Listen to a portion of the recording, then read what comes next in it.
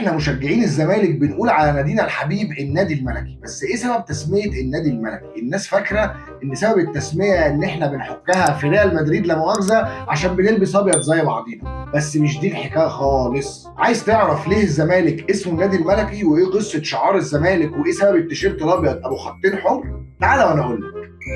نادي الزمالك من أقدم الأندية في منطقتنا العربية، فتأسس سنة 5 يناير سنة 1911، وكان ساعتها اسمه نادي قصر النيل، وأول رئيس لنادي الزمالك هو البلجيكي جورج ميزرباخ اللي كان ساعتها رئيس محاكم مصر المحترم، وتم تغيير الاسم أكتر من مرة فتسمى نادي المختلط، وبعد كده سنة 1942 اتسمى نادي فاروق، وده بسبب عشق الملك فاروق للنادي في الوقت ده. أما عن سبب تسمية النادي الملكي فعشان شعار الزمالك في الفترة دي كان عبارة عن الشعار زي ما انتم شايفين ومحاط بالستائر الملكية، ومن يوم تأسيسه واسمه النادي الملكي. وبعد ثورة 52 كان لازم نغير